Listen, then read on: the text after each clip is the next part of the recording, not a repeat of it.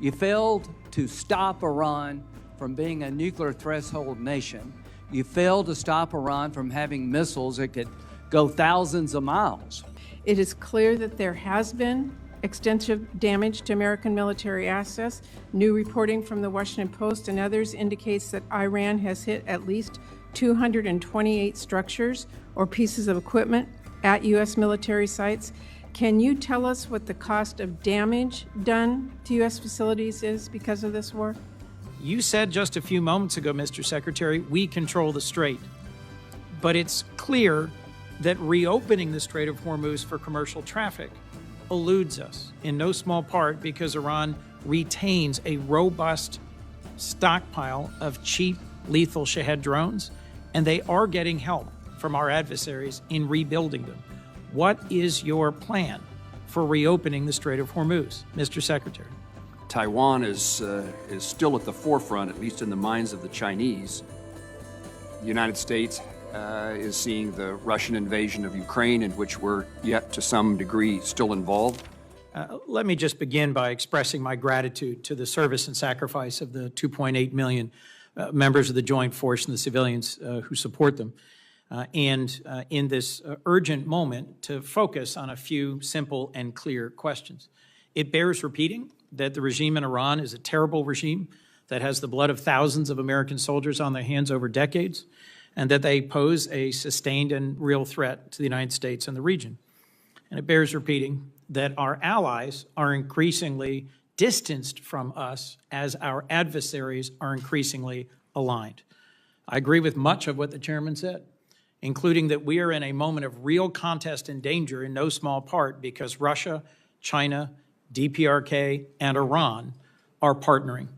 Russia and China are helping resupply Iran and the drones that they're using to contest and close the Strait of Hormuz, to target and kill Americans and degrade our facilities. And so if our adversaries are increasingly aligned, I think a core question is, are we? We have so many questions, Mr. Secretary, about this budget proposal, this $1.5 trillion budget request. And at the core is going to be, what's the cost of the war we're in Iran? How long will it go? What damage has been done to our security and our strategic position? When will we get a supplemental request and of what scale? When will we be requested to authorize this war? And when will the American people get a clear answer about our strategic goals and how we will achieve them?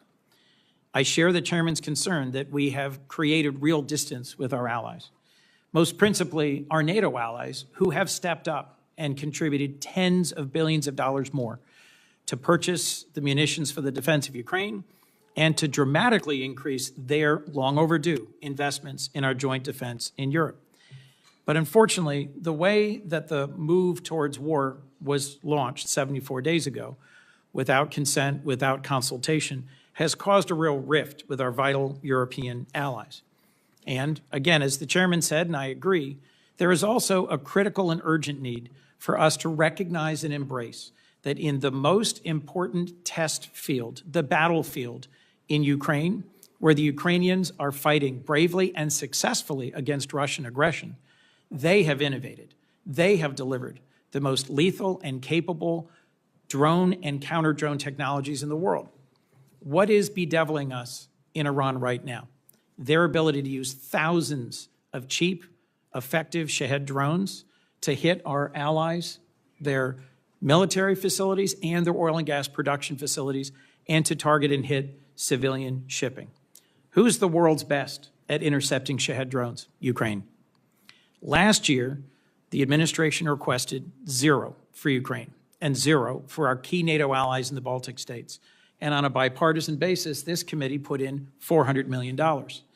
When we met just about a month ago for the first time over at the Pentagon, and thank you for that conversation, we all emphasized the importance of coming to us with a spend plan for these $400 million. This is a $1.5 trillion request in front of us. Why am I taking your time on $400 million? Because I think it shows a key piece, a missing piece in strategic vision. We should not be standing aside from the war in Ukraine and saying, eventually we want to be a part of some peace between Russia and Ukraine. We should be learning the lessons of Ukraine.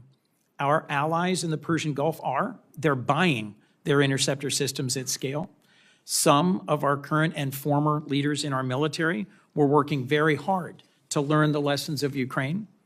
I must say, in a recent briefing for this subcommittee, I was very encouraged by two very senior members of the United States Army who are in Ukraine and have been helping our armed forces learn.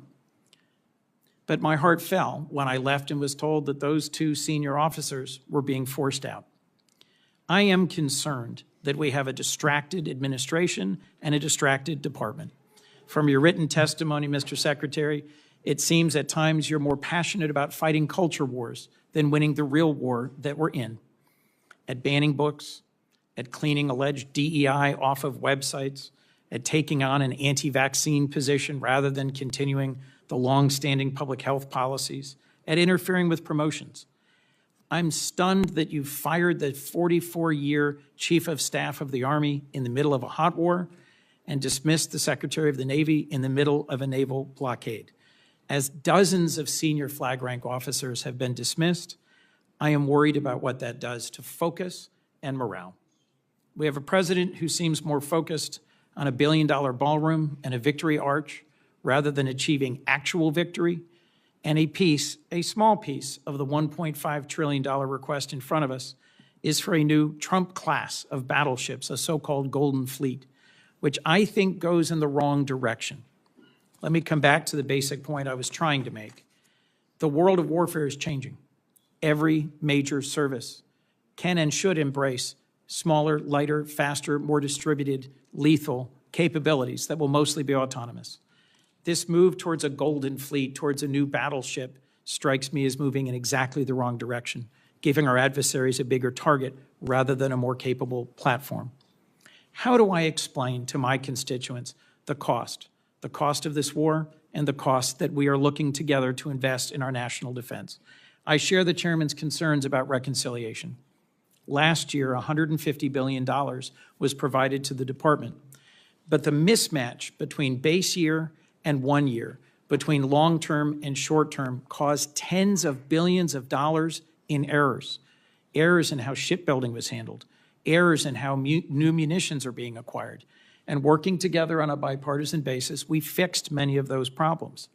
This year's budget proposal triples that request to $350 billion.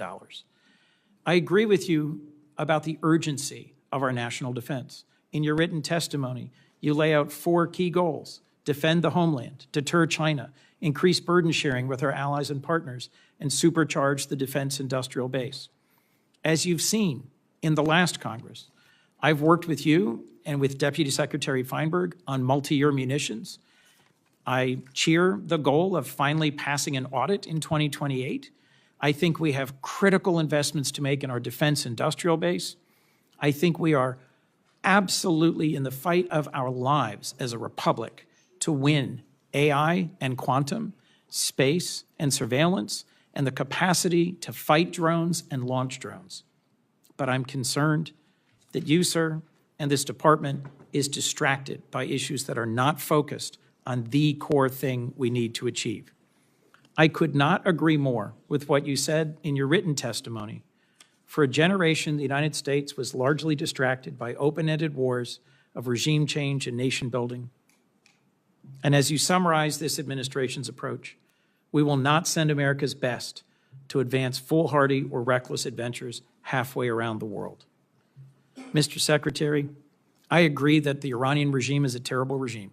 I am grateful for the service and the sacrifice of the Americans who've been wounded or who've lost their lives in this current conflict. But I do not understand the strategy. And as the average American is seeing the costs at the pump and at the grocery store, and as this committee is being asked to approve the largest single-year increase in defense spending in decades, I need to better understand the answers to the urgent questions I've put before you. Thank you, Mr. Chairman.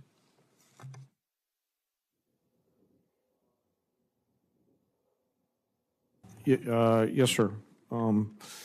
Chairman McConnell,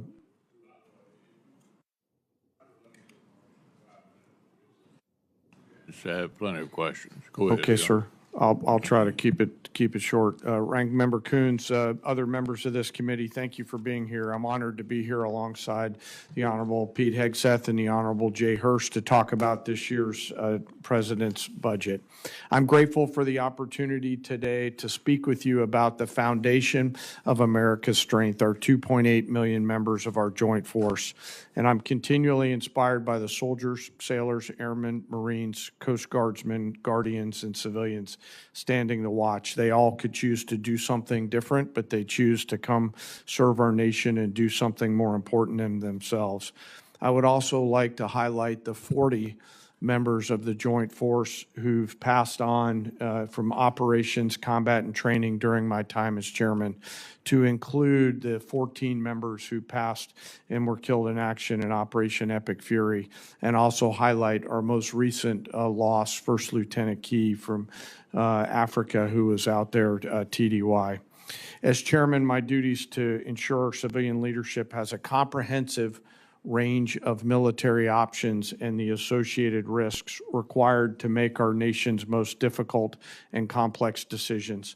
I owe the President, the Secretary, and you, the Congress, the truth at every turn, and my blueprint for this role has always been General George C. Marshall. His firm commitment to civilian control, to a nonpartisan military, remains my constant standard.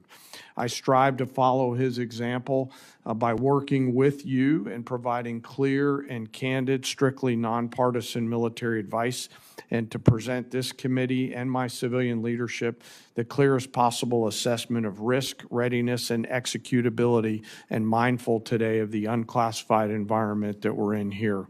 We are, as you said, Chairman and Ranking Member, operating in a delicate and dangerous times. Global risk is scaling, and the complexity of the modern battlefield demands constant adaptation and innovation. Your joint force is operational at its core, purpose-built for the realities of a complex world. We're organized, trained, and equipped to execute the most demanding missions across the globe with unrivaled precision, as demonstrated by the actions and activities over this past year. We are the most professional military on earth, and we're able to do these things because of the deep, enduring reservoir of training, professionalism, and commitment. Our operational tempo is high, but we're designed to sustain it and rebuild quickly, but we need to rebuild faster. We build readiness every day, we train professionals every day, and we learn to sharpen our edge every day. And we build continually on emerging technologies, as the ranking member said, like AI, quantum, and others, and advance every day, led by great people in our joint force, like Commander Gary Wald, or Wald, G, as we call him, who's out there working every day on our joint staff. Driving this pace of change requires timely, predictable capital and sustained investment, and I look forward to discussing it today. The President's budget supports the Department's goal of recharging the defense industrial base and the national industrial base, those small mom and pop manufacturing companies that are out there in your districts that help us generate combat capability and combat capacity to ensure that we're globally integrated, properly armed and ready when and if our nation calls on us, while always taking care of our most important treasure, and that's our people. I'm deeply humbled today to be joined by the Senior Enlisted Advisor to the Chairman, Fleet Master Chief Dave Isom, who represents the 1.8 million members of our enlisted joint force. They are the special sauce of America's military. We face dynamic and dangerous times, but I have incredible trust and confidence in the joint force today. I'm deeply grateful for those deployed members of the joint force that are out there right now doing our nation's work. And I remain humbled by the gift of the ultimate sacrifice that those fallen have given us, not just for the 40 during my time in this job, but across the history of our great nation, and their families who continue to soldier on. Thank you, and I look forward to your questions.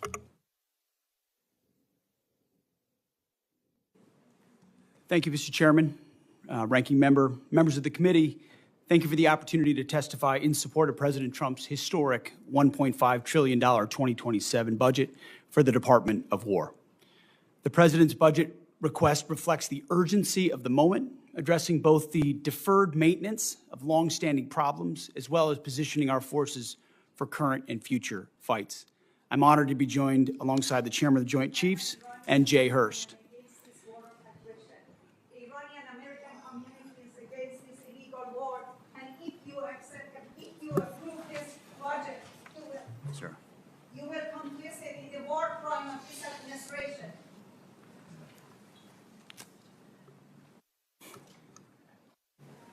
If I may interject, I ask that we have order in the hearing room so we can proceed. I ask the witnesses suspend until the room is cleared. It appears it's cleared. Go ahead, Ms. Secretary. Thank you. I'd like to start by thanking this committee and Congress for your partnership in securing the investments needed to maintain the most powerful military in the world. Our nation's ability to build, to innovate, and support the critical needs of warfighters at speed and at scale is the foundation upon which our survival rests.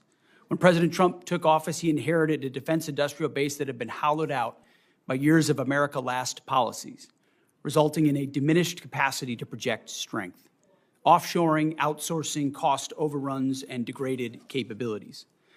Under the leadership of President Trump, a builder-in-chief, we are reversing this systemic decay and putting our defense industrial base back on a wartime footing. Urgency informs everything that we do. We're rebuilding the military that the American people can be proud of, one that instills nothing less than unrelenting fear in our adversaries and confidence in our allies. We fight to win in every scenario, to include ensuring Iran never has a nuclear weapon. The $1.5 trillion FY27 budget put forward by the President will build upon the historic $1 trillion FY26 top line and will continue to reverse 4 years of underinvestment and mismanagement of the Biden administration. The $1.5 trillion budget will ensure that the United States continues to maintain the most capable military in the most complex of environments. Not to mention, however, that this budget also includes a historic troop pay increase, 7%, that builds on the pay increases that Congress has given in previous years. And the budget eliminates all poor or failing barracks. Quality of life for our troops is front and center in this budget. By supercharging our industrial capacity and transforming how the department does business, we are restoring American commercial dominance at a pace unseen in generations, transforming the defense industrial base from the broken, slow-moving systems of the past.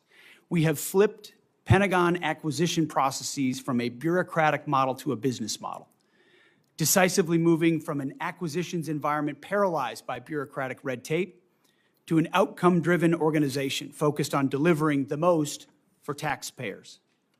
Over the past year, through historic multi-year procurement agreements, smart business deals, we have sent an unambiguous demand signal to our industry partners, large and small, to build more and build faster. The result has been a surge, a revitalization of our great American factories and a massive reinvestment in the skilled American workers who serve as the industrial muscle behind our warriors. I'll provide a brief overview of what's been accomplished on that front in just a few months. These are announced new facilities and investments in support of American warfighters. The department has helped stimulate more than 250 private investment deals in 39 states and 180 cities in 150 companies, not just the big primes, worth more than $50 billion. This has resulted in 280 new or expanded facilities and more than 18 million new square feet of American manufacturing, 70,000 new jobs. These $50 billion in investments in new plants, new assembly lines, and new factories are private investments, not taxpayer dollars. By completely transforming our department's business model, American companies, private companies, are investing in their own factories with their own money, a historic demonstration of American manufacturing and defense revitalization, all with their capital, not Uncle Sam's. This has not been done before and is long overdue. It's from a bureaucratic model to a business model. These investments equal great things for American families and American workers and help ensure that we can defend the American dream, all American made. Together with the help of this Congress, we're turning the lights back on the arsenal of freedom. We're firing up the American economic engine at every level of our defense industrial base. Every policy we pursue, every budgetary item we request serves to ensure that this department remains laser-focused on increasing the lethality and survivability of our fighting forces from the front lines to the factory floor. We truly believe this is a historic budget, and at every level, we have made it a fiscally responsible budget. This is also a warfighting budget. Under President Trump, we are restoring the unbreakable might of American manufacturing, which has to underwrite everything. We're providing for our warfighters, and we are putting the people and interests of this country first. May Almighty God continue to watch over our troops, and may we honor the legacy of those brave Americans that we've lost. That is our sacred mission, and that's what we'll continue to execute on. Thank you for this opportunity, and we look forward to your questions. Thank you, Mr. Secretary. I know we all understand you're going with the president to China. We all agree they're the greatest long-term military and economic challenge to U.S. and our Western allies as well. Of course, Taiwan, Japan, and Philippines look to us. So can you reassure the countries out there in the Pacific that their security will not be on the table during the talks in Beijing? Is our strategy to preserve American primacy or simply to accommodate China's rise? And can you speak to our commitment to preserving freedom of navigation in places like the South China Sea?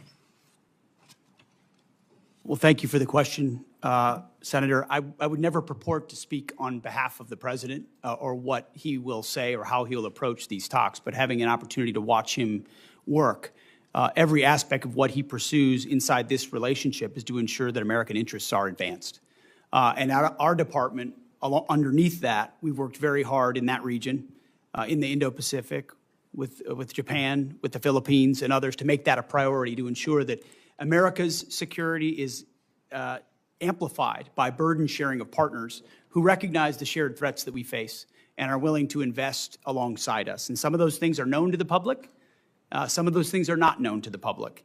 But since the beginning of my time in this job, we've focused in that area of operations to ensure that Admiral Paparo has every option available to include with partners to create all the dilemmas necessary to give America every advantage possible, whether it's freedom of navigation, access basic and overflight, and ultimately put the president in a position where he's going into Beijing in a position of strength, which he will be.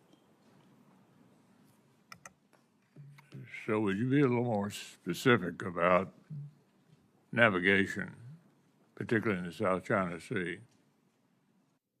I think what you've seen from this administration is a commitment to freedom of navigation. Take, for example, the BAM and the Houthis, which under the Biden administration, they allowed American ships to get shot at without consequence.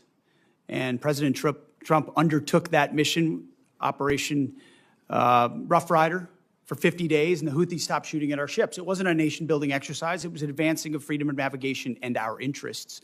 The same would pertain to any waterway in the South China Sea. America's ships should sail freely, so should others in the international maritime sphere. Army Secretary Driscoll has described Ukraine as the Silicon Valley of warfare, as I suggested earlier. I think we'll all agree on that. And the outcome of the war really matters to American interests. Is there a policy preventing senior department officials from traveling to Ukraine? Do you support or oppose senior officials traveling there? Senator, we've had many senior officials travel there, and we learn a great deal. In fact, I've personally approved additional personnel there to learn from that drone battlefield, both on offense and defense, to ensure that we're learning every possible lesson from that conflict and incorporating it in real time into how we defend and we go on offense in an era where drone dominance is required. And that's why this budget spends so much on drone dominance. Take the lessons learned from Ukraine and other battlefields and ensure we're applying them throughout the fighting force as quickly as possible. Well, I think what's not in dispute is that NATO is the most important military alliance in world history. Nobody's ever pulled something together like this and held it together to prevent the worst for a longer period of time. Basically, it seems to me that a lot of the European countries think that we're reducing our influence there, that they're sort of on their own, and somehow American leadership is not essential to NATO going forward. I would argue that it's certainly essential for us to continue to be the leader, and it's important to note the other countries that are looking to NATO, our allies in the Pacific, helping Ukraine, interested in coming to NATO meetings, anxious for America to continue to defend the free world, not just in NATO, but worldwide. It's a big job, and they're looking to us. There's nobody else who can do that. So what is the department's concise vision for the role of our allies and partners in defending America's global interests? Senator, our vision is to have real, capable allies and partners. I think that's what we've seen in Epic Fury. Israel's Air Force and their ability, will, and their capability is a demonstration to the world. There are other allies like that, and we need more of them. So flags are not the goal. The number of flags involved in an operation are not the goal. The goal is the number of capable formations. Who can actually fight alongside the American fighting man and woman, so it's not just us all the time. I saw that in Iraq. I saw that in Afghanistan. Our generation has experienced that. No administration has done more to ensure that our allies and partners realize they need to step up so that we can amplify our capabilities. That's what burden sharing is all about. It's not just we carry the burden for other countries. It's other countries are capable of coming alongside us as well. But I also think Putin's invasion of Ukraine helped get their attention that they need to step up as well. And the president's been very clear about that. So they are headed in the right direction. What I'm worried about is which direction we headed in. I think it's very encouraging that European countries have stepped up to ensure that Ukraine can defend itself. I think that's a very good development. Senator Coons. Thank you, Mr. Chairman. Mr. Secretary, in January, President Trump signed the fiscal year 26 defense appropriations bill. It provided $400 million specifically to aid Ukraine in their fight against Russia. This is at a time when our European allies and partners have stepped up to take on the overwhelming majority of the cost of any munitions or support for Ukraine. So far, your department has not spent a dime of that $400 million, despite repeated follow-up requests from the chairman and myself. In a call just last week, your staff indicated we will see a spend plan for those funds this week. Will you commit to spending those $400 million for weapons for Ukraine, and when will we receive your department's spend plan? I appreciate that question.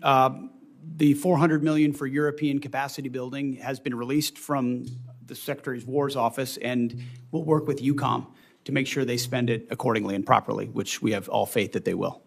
Mr. Secretary, when will this subcommittee get the associated spend plan for the $400 million? Yeah, I mean, we will work with your committee to make sure that the spend plan as allocated, I want to make sure EUCOM is fully informed in how they want to spend this. They're the closest to the problem set. And so working with them to ensure that you have the spend plan, we'll work with you. Mr. Secretary, thank you, but it's May, and this has been the law since January, and you or your representatives have been asked this repeatedly on a bipartisan basis by members of this committee, and I think dragging our feet on this small investment in Ukraine's defense sends exactly the wrong signal to Putin at a time when the contest for freedom has its front lines in Ukraine. As you said, Europe has stepped up, donating billions to buy U.S. weapons to send to Ukraine to help them as they continue to take ground on the battlefield. But it seems not all the money donated by our European allies is going to buy new weapons for Ukraine, as they had understood. The memo you released just last week, prior to your testimony at Senate Armed Services, indicated DOD has and will continue to divert some of these funds back into DOD accounts for our own use. Will you commit, Mr. Secretary, to spend every dollar donated by our European allies for Ukraine on new weapons and capabilities for Ukraine? The Pearl Initiative, which you're referring to, which is instituted underneath this administration so that European countries are paying for American equipment to provide as they see fit. NATO allocates where it would like to allocate that. It can choose Ukraine if it'd like. That money, when it's paid for, that's where it goes. It goes to those efforts. Well, look, as the chairman raised, and as I will repeat, I view NATO as the most successful mutual defense relationship we've ever had. And your comment about we need not flags, but real and capable allies, and the foot dragging on both Pearl and the investments in our Baltic allies and Ukraine causes me real concern. As you know, a bipartisan group of us from the Senate and the House went to Denmark to lay a wreath at the memorial to the 52 Danes who served, fought, and died alongside our troops in Afghanistan. Those were not just flags. Those were real warfighters who fought and died at our request in a war that began by NATO's initiation, a service and sacrifice in Afghanistan. I just think we're sending the wrong signal by the president's announcement of the intention to withdraw 5,000 troops from Germany. Could you help me understand what is the strategic reason for a drawdown of U.S. troops from Western Europe?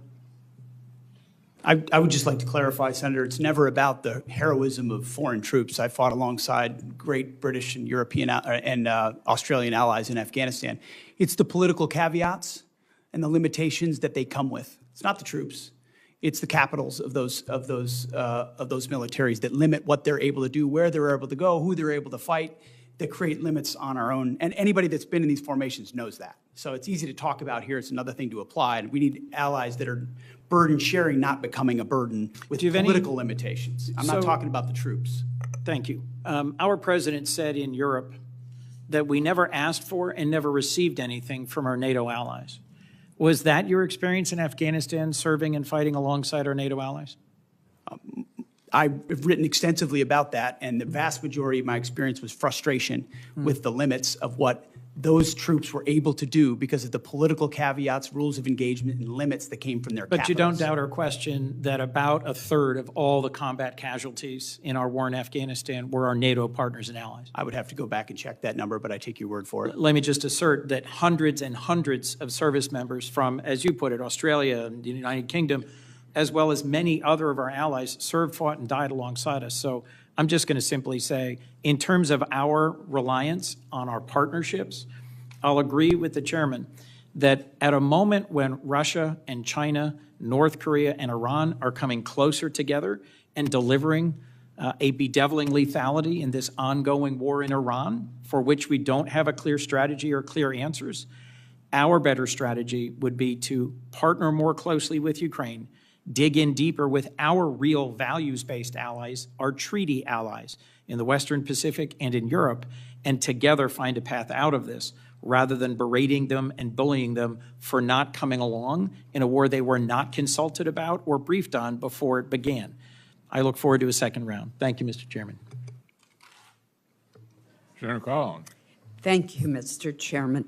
General Caine, when the Department of War was planning its operations in Iran, did you anticipate the closure of the Strait of Hormuz and the resulting impact on oil supplies for many countries, including here in the United States, where we've seen gas, diesel, and home heating oil prices go up? I ask this question because there's historic precedent, obviously, during the Iraq-Iran war, tankers were fired upon in the Strait? Senator, thanks for the question. As always, we have an incredible staff over at the Pentagon and down at USCENTCOM. And we always look at the range of military branches and sequels. I won't comment on any particular one because that gets to whatever advice I may or may not have given to the president, and I do that in private. But you should rest assured, as should the American people, that we cover and consider the full range of things all the time in our careful consideration of military actions and the advice and/or options that we present our civilian leaders.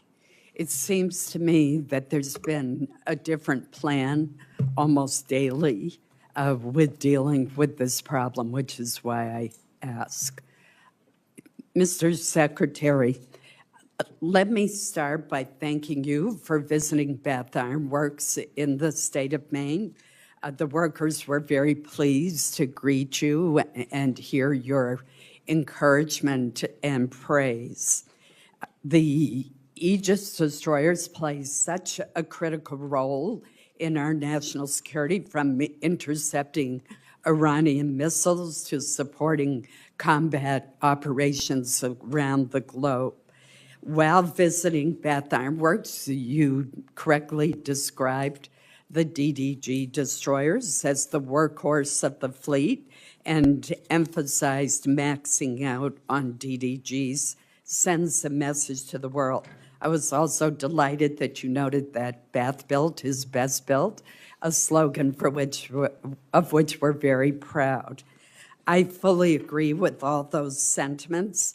That's why I was alarmed to see that this year's budget request only includes funding for just one DDG 51.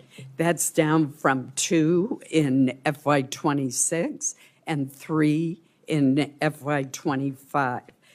That reduction to a single DDG 51 creates uncertainty for U.S. surface combatant industrial base at a time when BIW is demonstrating huge progress in workforce retention, production stability, and faster throughput.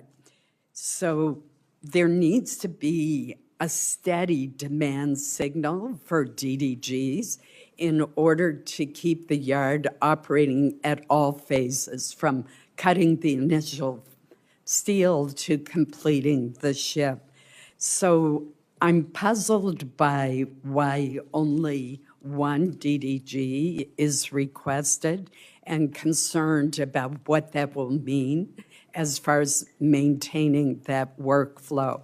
I'm particularly puzzled by the decision in reconciliation to request $1.8 billion for foreign-born surface combatants at the same time that there's the proposed cut for American-built destroyers. Wouldn't providing a demand signal for U.S.-built DDGs from the department help the industry further increase the speed at which these ships are being produced? And I'm sure when you were at Bath, they probably showed you the chart of the enormous progress that they are making. I appreciate the question, Senator, and it was a great visit, and it's incredible what they do. To both your questions, the answer is shipbuilding capacity, and that's why we invest, $65 billion in shipbuilding in our shipyards, is because the reason for a request of that number is the ability to build them and how quickly. And so as soon as that capacity is increased, which we anticipate this investment will do, then we look forward to ordering DDGs into the future, because they are the backbone of our naval fleet. Thank you, Mr. Chairman. Senator Irvin. Thanks, Mr. Chairman. I associate myself with the remarks of Senator Coons earlier about the $400 million for Ukraine, and I hope that it is allocated quickly. I'd like to ask a similar question about the $200 million in that same appropriation bill that was designated for the Baltic Security Initiative. Has that money been released? If it has not been, it should be. I don't know, has it been released? Senator, so I believe there was a mistake with how the appropriations bill was written. We're trying to rectify that through a reprogramming action to make sure we have sufficient funds in the DSCA account to execute BSI. It's 5 months after that bill was signed into law. How long will this take? I think it's contingent on the reprogramming action being approved by the committees of jurisdiction of the Department of War. So you're suggesting it has to go back through Congress for the current appropriation? I need to move money between DSCA accounts to execute BSI. That's right. Well, I can tell you, I would like to work with you to dispatch that money. It is needed for the Baltics and Poland and needed on a timely basis. Absolutely. I'd like to take a moment to reflect on the war in Iran, which you, Mr. Hurst, testified before Congress, has cost us $25 billion, 14 U.S. military personnel tragically killed, and a tenuous ceasefire in place. As I look at the achievements, Iran to date, led now by an even more extreme supreme leader. The global economy is held hostage to the standoff in the Straits of Hormuz. Our munitions stockpiles are dangerously depleted, and Iran is no further from a nuclear weapon than before our invasion. General Caine, the president has claimed on several occasions over the past couple of months that the war is over, that the conflict has been concluded. What were the goals of the U.S. conflict in Iran, and have we achieved them? Well, sir, I'm going to be mindful of my need to maintain trust with a variety of stakeholders in the job that I'm in, which includes you, the American people, the Joint Force, and the President. And to that point, only our political and civilian leaders set the national military objectives. Our military objectives have been clear the whole time around targeting Iran's ballistic missile systems, preventing them from threatening U.S. forces in the region, destroying the Iranian Navy, degrading its capacity and capability, and ensuring that they can't rebuild by focusing on their defense industrial base. I'll defer to the Secretary and the President on other strategic objectives, but that's what we've been focused on, sir. Do you feel that the situation in the Straits of Hormuz indicate a victory on our side?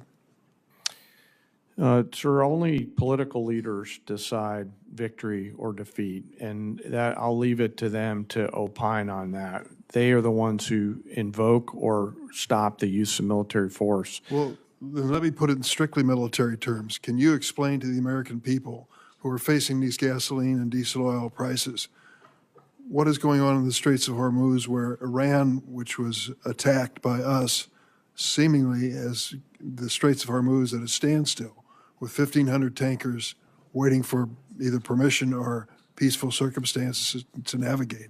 So I think militarily, it's a case where Iran is choosing to hold the world's economy hostage through their use of military power across their southern flank. And so I would encourage Iran to reconsider that. And I would encourage those allies and partners who have an opportunity to come assist with that tactical problem to do so. Could you explain to the American people why, with the vast investment we've made in national defense and military, how Iran, after they've been attacked by us, is still capable of stopping the traffic in the Straits of Hormuz? Well, sir, it's a complex situation out there with a lot of different small boats that are out there and other capabilities. Some of this is on the commercial traffickers. Some of this is on, again, back to the main problem, and that's Iran holding the global economy hostage through the Straits. I would encourage them to think wisely about their next moves and to take the opportunity to open the Straits. They have that choice to make. They certainly do. I guess the question in my mind is, as we talk about trillion-dollar-plus budgets for our military, it appears that a very small budget is holding us hostage in the Straits of Hormuz. Yield, Mr.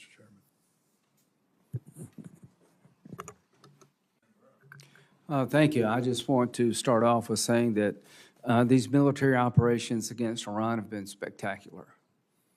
In a matter of months, we have degraded the largest state sponsor of terrorism beyond what I thought was possible, probably more to come. Ms. Secretary, 900 pounds of 60% enriched uranium, do we all agree that's what Iran has buried somewhere? In this format, some of that should be classified, so I wouldn't comment on the exact amount of anything. Okay, well, it's just pretty well known. They brag about it. Is it possible they could have 60% highly enriched uranium without them cheating in the past? We know in every context of what Iran has undertaken, they've lied and cheated. The answer is no. Everything that Obama and Biden did was designed to keep it to a civilian nuclear program. There is no way in hell they can have 60% highly enriched uranium unless they cheat. So everything y'all did failed. And you want to criticize? You failed. You allowed Iran to be a threshold nuclear nation. Everything you did failed. Missiles, Diego Garcia. Did they shoot missiles at Diego Garcia, General Caine, the Iranians? Yes, sir, they shot a few. Under the protocols we had in place, were they supposed to be able to do that? Without reviewing the fine print, I believe the answer is no. No, they weren't. You failed there. You failed to stop Iran from being a nuclear threshold nation. You failed to stop Iran from having missiles that could go thousands of miles. Why should we listen to you? Bottom line here, China. Does China buy 90% of Iranian oil, Ms. Secretary? China buys a very large percentage of Okay, Iranian oil. 90% is pretty large. So does China buy, are they the largest purchaser of Russian oil and gas? I would imagine they're up there, Senator. They are. They're the largest. So President Trump, when you go to China, realize that the person you're talking to is propping up Russia and Iran. I appreciate what you've done in Iran. I appreciate what you're trying to do to end the Russian-Ukraine conflict. Do you agree with me, Mr. Secretary, that of all the countries on the planet, China could have the most influence of ending this war if they chose to? I think the most influence is in President Trump's hands and what he decides to do, and he'll set the terms what of how if this. China stopped But buying? ultimately, China has a lot of leverage. You're right. Yeah, they did. What if they stopped buying 90% of oil from Iran?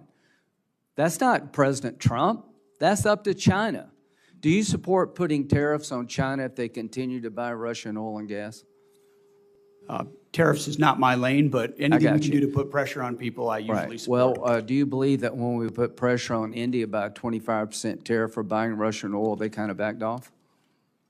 I would say I've had a front row seat to the efficacy of tariff policy, yes. Yeah, I think it works, guys, and we're on the breakout here in a minute of having a bill that would give the president ability to tariff the largest purchasers of Russian oil and gas, and I hope he will use it. So I just want to, Pakistan. Are you aware of reports that Pakistan are allowing their bases to be used to park Iranian aircraft, General Caine? Sir, I've seen one report on that. Well, is it accurate? Sir, I think based on the variety of classification matters. Let me just say, do you agree if it is accurate, that is sort of inconsistent with it being a peace mediator? Sir, I wouldn't want to comment on that based on the ongoing Thank you. negotiations and Pakistan's role. Secretary Hegseth, if the mediator is allowing reconnaissance aircraft in Iran to be parked in Pakistani air bases, do you think that's consistent with being a fair mediator? I wouldn't want to get in the middle of these negotiations. I want well, I maximum do. efficacy I for want our to get in people. the middle of these negotiations. I don't trust Pakistan as far as I can throw them. If they actually do have Iranian aircraft parked in Pakistan bases to protect Iranian military assets, that tells me we should be looking maybe for somebody else to mediate. No wonder this damn thing is going nowhere. So, you know, I appreciate all you've done. I'm very supportive of it. But when it comes to Pakistan and China, enough already. Thank you.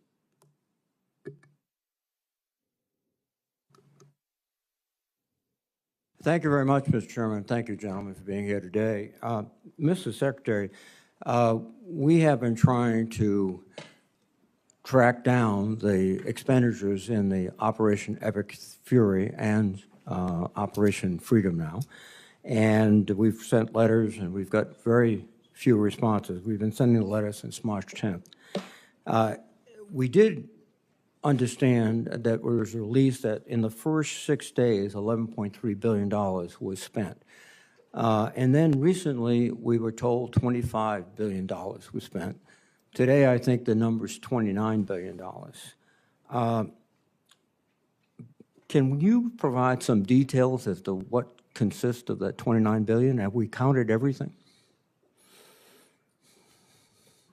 Yeah, Senator Reid. So I testified this morning to HACD that between the Joint Staff and the Comptroller staff, our operational cost estimate is now $29 billion. A lot of that increase comes from having a refined estimate on repair and replacement costs for equipment.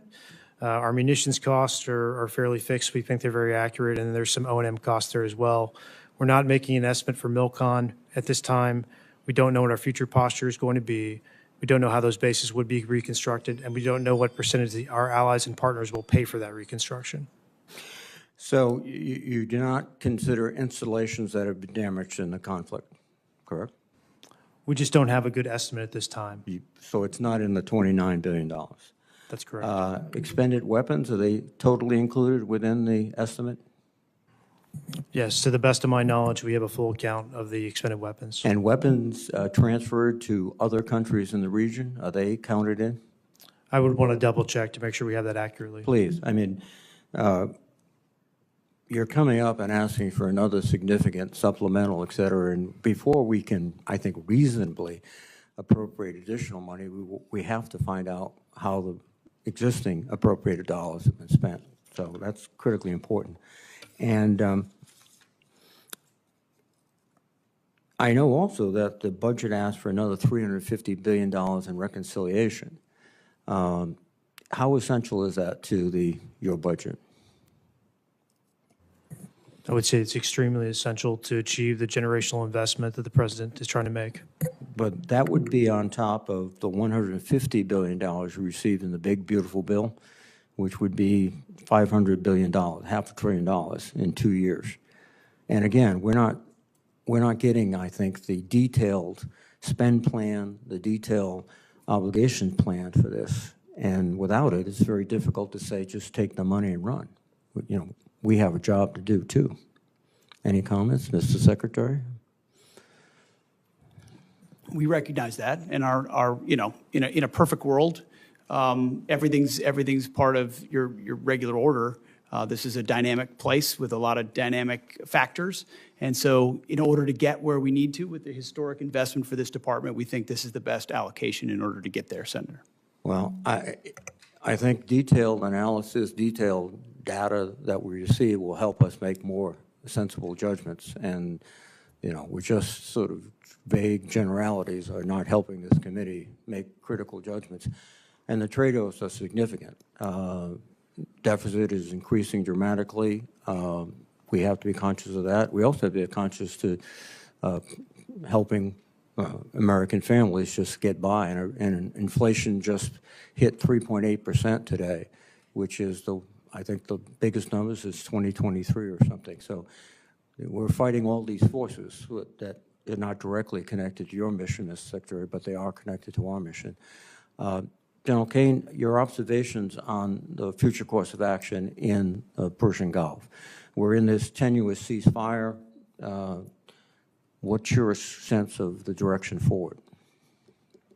Well, sir, I won't opine on a hypothetical. What I will assure you is that we retain and continue to hold a range of options for our civilian leaders.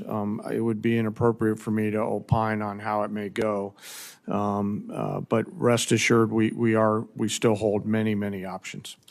Have you been surprised by the resistance of the Iranians? Sir, as a warfighter, I always assume an enemy's going to resist. And the job of the joint force is to win at the time and place of our nation's choosing. So I always assume an enemy's going to fight, and I find that's the best pathway. I think so too, and you communicated that to the president as you advised him before the decision was made?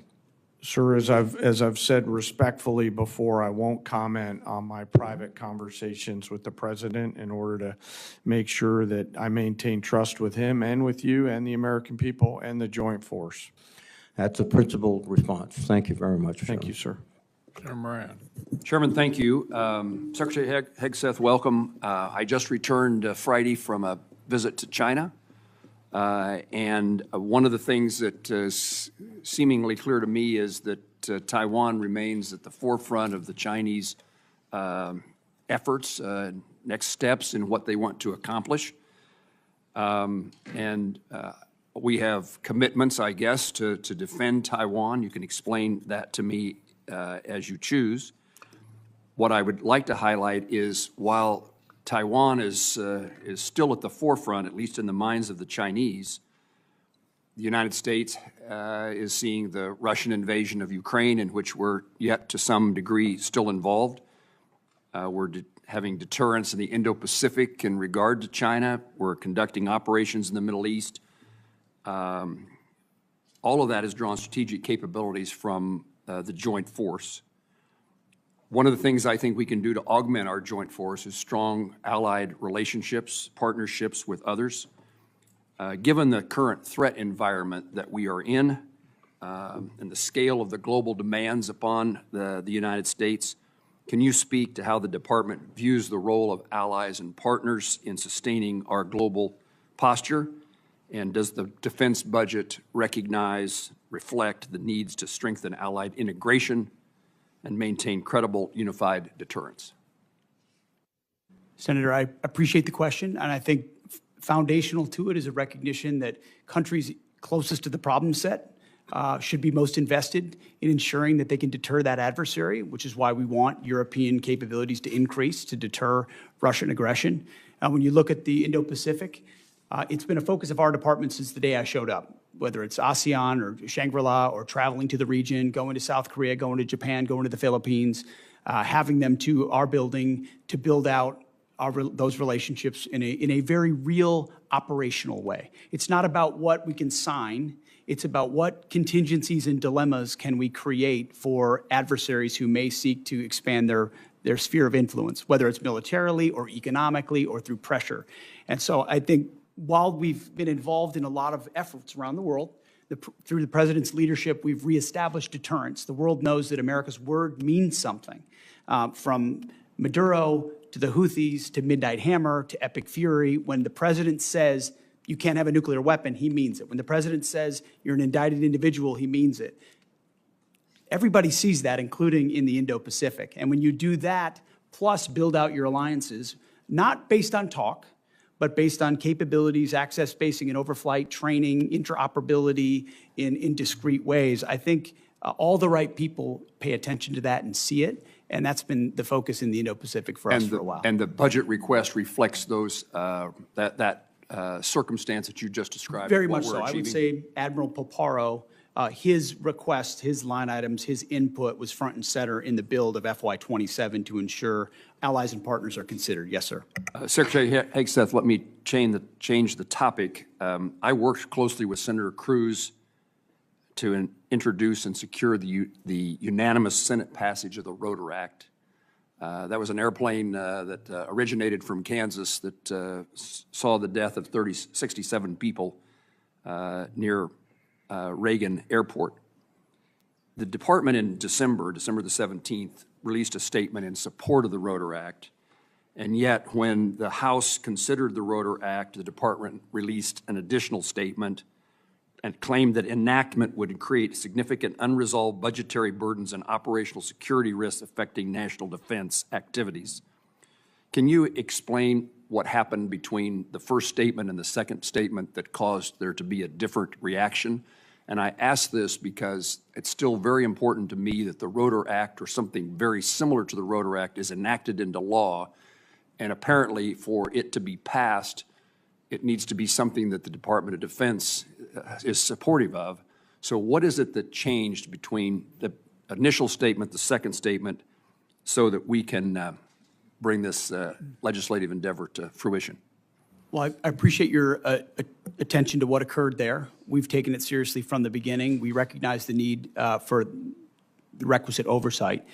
It was an earnest change. The department didn't think that the changes that we had asked for were incorporated properly into the bill, and as a result, we came out and opposed it. But we look forward to an iteration of that bill to get passed because we think it's important that it happen. If I can paraphrase in my words so I understand what you're telling me, it isn't that something changed, it was that what you asked for didn't get enacted in the Rotor Act before it passed the Senate? Correct. We think some changes that need to be made were not made to the bill, and as a result, we changed our position, but we look forward to supporting something in the future. Yes. In my 15 seconds left, General Caine, could I ask you to visit with me momentarily after the hearing so that I can raise a topic with you and have you point me in the direction of where I can find an answer? Of course, sir. Thank you. Senator Murray. Thank you very much, Mr. Chairman. Mr. Secretary, the war in Iran has not only cost 13 American service member lives, it is also costing American taxpayers dearly. Tens of billions of dollars and counting, and that's money that could be helping people perhaps get health care. But instead, we're paying for bombs dropped in a war that American people overwhelmingly oppose. Now, earlier this morning, I know that your team testified Trump's war with Iran cost $29 billion so far. That is $29 billion blown on a war of choice, and that's what it would have cost, actually, to save the ACA tax credits. But as my colleagues have already stated, what is concerning as well is it seems quite clear that that cost estimate is suspiciously low. Now, your acting comptroller suggested that damage to U.S. facilities was not factored into that figure. It is clear that there has been extensive damage to American military assets. New reporting from the Washington Post and others indicates that Iran has hit at least 228 structures or pieces of equipment at U.S. military sites. Can you tell us what the cost of damage done to U.S. facilities is because of this war? Well, I think Jay covered pretty clearly what we can or cannot share, but I would simply respond that, and I think it's an important point, considering what the president is undertaking, is what is the cost of Iran obtaining a nuclear weapon? And the fact that this president's been willing to make a historic and courageous choice to confront that, it comes with cost, and we recognize that. I understand and what we your honor judgment that, is. We have a judgment as well, and I'm asking if you can tell us, and at what point you can tell us what the cost of damage done to U.S. facilities is because of this war. Yeah, ma'am, thanks for the question. So for future posture in the Middle East, we don't know what that's going to look like. We don't know how we're going to design these bases. The damage to date, you do not have any cost estimate on it at all. For the military construction, I don't have a cost estimate to provide you at this time. Well, when will we get that? Again, it depends on what the future posture is, how we decide to construct those bases. To date, you know what has happened to date. We can't get that number, and that is a real concern to us. Our job is to appropriate dollars, and we're just told it's coming, and we don't get it, so it's very hard to do our budgets. And right now, Mr. Secretary, people are paying $4, $5, even $6, $7 for gas, and American taxpayers are now on the hook as well for paying for this disastrous war. You're spending families' hard-earned tax dollars on a war that many strongly oppose, and you're forcing people to pay more at the pump, and yet you're not even providing a real breakdown for the cost of this war so far. We have no real details, you have indicated that, and yet now you want Congress to send you $1.5 trillion more. To me, that is unacceptable, and I hope our Republican colleagues will join us in not only rejecting that absurd request, but in insisting that the American people get the actual answers on how much money, their money, we are spending on this. Now, let me turn and say, Secretary Hegseth, the president has called Medicaid, Medicare, and child care little scams and said, quote, we're fighting wars, we cannot take care of daycare. I'm just trying to understand that. Is it your position, since you're asking taxpayers for another $500 billion for the war, that American families should be forced to give up child care and health coverage so that you can have $1.5 trillion for this budget? Senator, that's not my department. I certainly support this, and I also support the president's efforts to find and remove fraud wherever possible in a Well, general sense. I'm not talking And we do about that in our fraud. department as well. I'm at every step. not talking about fraud. I actually asked whether an American family should lose their health care or their child care to pay for this budget. That is literally what the president suggested. The president has proposed a historic $1.5 trillion budget that will defend the nation and confront threats like Iran, which previous presidents allowed to happen, as Senator Graham pointed out. Well, Previous administrations said they wanted to Your take care of this opinion, problem, the question, and they did the not, question and he's in front doing of this it. committee, the question in front of the American people is, what are they being asked to give up for this $1.5 trillion? That's where I was talking about. And lastly, Mr. Secretary, your budget request cuts through Trump's ramblings and really, to me, makes the truth clear that you and the president don't value families as much as you value defense contractors. You want to increase the war budget. I meet Let me every finish. family at Dover. Okay, don't tell me Let we me- don't care about families. Mr. We sure do. Mr. And we Secretary- take care of them in every way we possibly can. I'm asking you about taxpayer dollars that everybody has. So when we've been to war before, we have asked people to do victory gardens. We've asked them to pay more. You are not doing that. You are asking for $1.5 trillion, which means something else has to be given up. That is what this committee is looking at. You want to increase the war budget for the next year by $500 billion. That is taxpayer money that could be used to feed families or build new affordable homes or wipe out some diseases completely or increase child investments 20 times over. But you are asking us to blow it all on war, and that's not even counting the money that you have spent bombing Iran or that you may still request in a separate supplemental. And to me, this budget wasn't even strategically crafted. $1.5 trillion is like the president decided that was the number and you all filled in the blanks.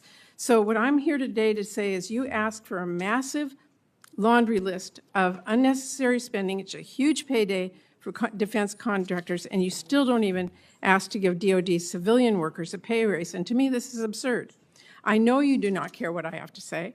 So let me quote you someone you might actually listen to. President Eisenhower. He said, "Every gun that is made, every warship launched, every rocket fired signifies in the final sense a theft from those who hunger and are not fed, those who are cold and not clothed. This world in arms is not spending money alone. It is spending the sweat of its laborers, the genius of its scientists, the hopes of its children." That is what this budget proposal is asking. It's going to leave Americans cold and hungry to fund Trump's war and make defense contractors a fortune. So that is why I hope this committee throws that in the trash and comes together with a budget that works for all American families. Thank you, Mr. Secretary. Thank you, Mr. Chairman. Senator Hoven. First, I want to thank you, gentlemen, and all of our men and women in uniform for the incredible defense of our nation, what we're seeing really around the globe, and certainly in the Gulf right now. The professionalism, the capability of our men and women in uniform is frankly beyond belief. It's just amazing. And we need to say thank you to those men and women and their families every single day. It's really something. My first question is, Mr. Secretary and General, is there a way to secure the Strait of Hormuz before we fully resolve with the conflict with Iran? Well, thank you for your statement up front about the troops, and we certainly feel the same way. They're the best of America and deserve the best from all of us. As it pertains to, I actually didn't get a chance to reply to Senator Durbin, who said that Iran was attacked by us. I would take issue with that. For 47 years, we've been attacked by Iran, and they've been lying to pursue a nuclear weapon, and President Trump had the courage to do something about it. I don't think enough has been stated about the blockade and the power of the blockade and the dilemma that our blockade creates for them. They can't move anything out of Iranian ports, and over, I think it's 65 ships at this point have been turned around or disabled. The economic pressure that creates on them greatly outstrips the pressure on us. And we don't use the Strait of Hormuz anywhere near as much as the rest of the world does, or certainly they do. And I think it creates a lot of dynamics for future energy dominance for the United States of America, considering the increased capability that our country has, not to mention opportunities in Venezuela. So we have a range of options, as the chairman and I have discussed extensively mostly privately, but some in public, to ensure that transit were to continue, should the president or others want us to go in that direction. But ultimately, we control the strait because nothing's going in that we don't allow to go in. And trust me, when we look at what Iran's thinking about that, they know they can't break it, and it's very concerning for them. Iran only responds to strength and force. And that's specifically why I asked the question, in that their evil regime, can make their people suffer and hang in there. But if we can keep the pressure on with the naval blockade and navigate the Strait of Hormuz, we can keep the stranglehold on this evil regime and force the type of solution that we need and the kind of verification we need to enforce it. And that's, again, why I asked this question, and maybe both of you gentlemen could respond to that. I'm not saying that is what the outcome will be, or, ultimately it's up to President Trump. But what I'm saying, is it possible to keep that stranglehold on with the blockade, even though, the tyrants, the IRGC, won't give up right away, and secure the Strait of Hormuz while we continue to put that pressure on them for a result that can work for this country and the world and that's enforceable? And I'd like you to give me some more color on that, both of you gentlemen. Sir, I'll take a moment here and talk about pressure. And what you're really alluding to is what the entirety of the interagency is working on, with a hat tip toward Secretary Bessent, Secretary Rubio, and the rest of the interagency. The totality of total pressure, which the military element is just one component on, is what the regime in Iran is feeling right now. And I think there's no shortage of ability to hold that pressure. The decision on for how long to hold that pressure is, of course, a political one and within our civilian leadership. But I would highlight that they are absolutely feeling that pressure, not just from the blockade, as the Secretary talked about, but the continuation of sanctions that Treasury and others have put on there, and we retain a range of military options. Well, I 100% agree with you, but their ability, the regime's ability to endure pain is significant because they just put it on their people. My point is keeping that pressure on them, but at the same time securing passage in a way where commercial traffic will start moving. That relieves pressure on us and our allies, and that's what I'm asking for more color on how you effectuate that. Senator, there are options for that should we go in that direction. There's a multitude of different directions, should the president seek to go that way, that we're prepared to operate on. Evidenced by the destroyers that went in and came back out. Exactly. To the great detriment of the limited ability of Iran to defend. I mean, remember, the entirety of Iran's conventional navy is at the bottom of the As with Persian everything you do, you start out at a really high level, and then you just get better. And I'm seeing that with this blockade right now, with the way you disabled those last two tankers. I mean, you're getting better at blockading. And again, that's why I'm looking for continued options to secure traffic in the Strait while we continue to put pressure on Iran. Okay. Thank you, gentlemen. Thank you. Thank you, Chairman. Secretary General, thank you for being here. Secretary, I want you to provide some reassurance for my constituents. In 2019, the DIA published that Iran, quote, had swarms of small boats, large inventory of naval mines, an arsenal of anti-ship missiles that can severely disrupt maritime traffic in the Strait of Hormuz. In 2025, after Operation Midnight Hammer, a Brookings expert said, quote, "It is wrong to conclude Iran is now a defeated nation and will act accordingly. Iran's demonstrated destructive missile capabilities have penetrated nearly every part of Israel. Iran's arsenal could endanger American forces in the Gulf." And Senator Collins asked General Caine about the extent to which you were briefed and the president was briefed about the very likely outcome of this kinetic engagement. And there are some data points that seem to indicate that we did not see all of this coming, or that we didn't account for it. We may have been briefed on it, but we didn't account for it. Parts of the THAAD and Patriot systems in South Korea were moved to the Middle East. This is after the war. After the war, munitions were moved from around the world to defend U.S. sites in the region. There was a rush. It was a rush to evacuate United States personnel and Iran struck more than 200 structures and equipment at 16 U.S. sites. So, Secretary, can you just reassure us that this was all foreseen and part of the plan, or can you tell us whether there were any surprises here? Well, thank you for the question, Senator. I can reassure you that it was all accounted for. Every aspect of this was poured over by the Joint Staff, by civilian leadership, and represented in pursuit of a very clear goal. And the chairman laid out correctly what the metrics militarily were from the beginning, whether it's ballistic missiles, Iran's Navy. You know, you can't contest a blockade if you don't have a conventional Navy, destroying the defense industrial base. But it was all in service of ensuring Iran never has a nuclear weapon. So as a for example. I mean, that was, so I want you to know, it was all seen through the lens of preventing Iran from having I understand that's the underlying objective, and I do not dispute the military success. I don't think there's any doubt that when the most powerful, most well-funded, most technologically advanced, most disciplined, most trained military in human history sets out to do something, they almost always accomplish it. And so that's not what I'm talking about.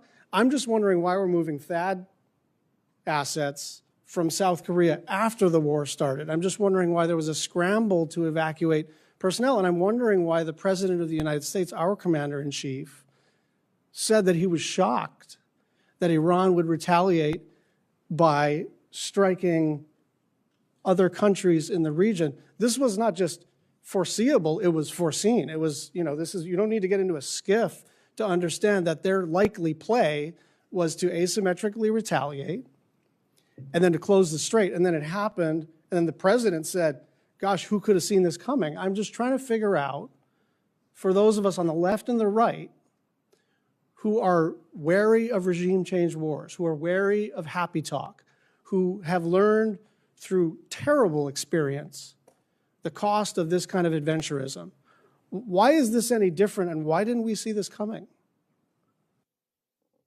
I appreciate your lauding of the force up front, and earnestly, that it's the greatest fighting force on planet Earth.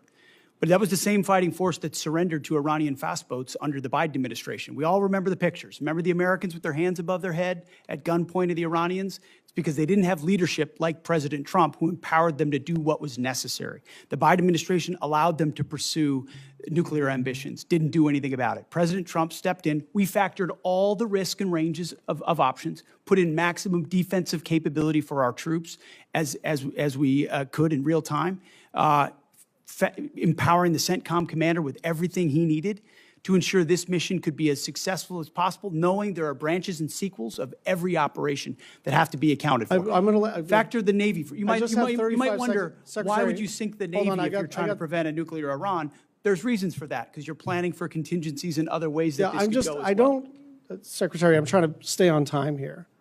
I hear what you're saying. I just don't hear an answer to the question of why we had to take certain actions that could have been taken before the kinetic engagement and would have kept our assets and our personnel more safe and would have looked and actually been more planful, more thoughtful, more well executed.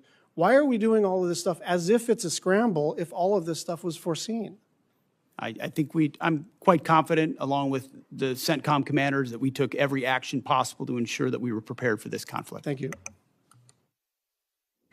Thank you, Mr. Chairman. Mr. Secretary, gentlemen, thank you. I wanted to start off my questions with a focus on the reconciliation package. I know that it has not yet been introduced, but we're told $350 billion.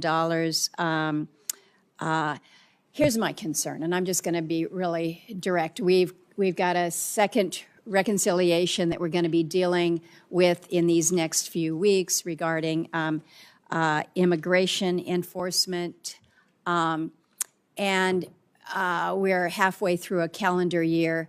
A third reconciliation may or may not happen. I'm just being direct and upfront. I think certainly the focus will be to try to move us to that. But here's my concern. If we have a $350 billion sitting in the reconciliation package, you look at what is contained in that. 53 of your 85 requested F-35s. So I look at that and say, wow, if the reconciliation bill fails or doesn't advance, you drop below your own FY26 fighter procurement baseline. Over $53 billion for drone dominance. I think this is all something we support. Over $113 billion for munitions production and industrial base investment. There's other areas. So here's my question. I worry about us banking on a third reconciliation package. I know we don't want to engage in the speculative here, particularly if it's a negative, but I'm worried about the committee accepting a defense budget where effectively a quarter of it, including some of the bread and butter procurement requirements, depends on a third reconciliation package that may be an uphill climb. And so I don't know, Mr. Secretary, if you can kind of walk me through why I shouldn't be worried about this, why what is included in the base budget bill will be the good coverage that we need, and it is not necessarily dependent on an additive of the reconciliation. Senator, I appreciate that perspective and share your concern. That's why one of the main efforts, setting aside operations and everything we do in real time for the troops, is ensuring that both the base discretionary budget and reconciliation are passed so that President Trump's historic budget is realized. Because of the underinvestment of the past, whether it's continuing resolutions or Biden budgets, we need to supercharge our defense industrial base, our munitions into the future.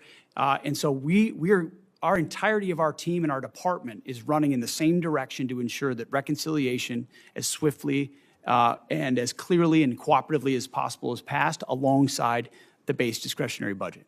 Well, I understand that, but I just need you to understand our concern here, that you've got your base budget and then you have the reconciliation. I want to ask about the Iran authorization. No great secret around here. I have been talking about an authorization of use of military force. I understand that the administration has made clear that you believe that the actions taken thus far fall under the President's Article 2 authority. I think reasonable people have disagreed about the boundaries of presidential war powers for a long time. But the War Powers Resolution is pretty clear here. It requires the President to terminate hostilities within 60 days, absent congressional authorization.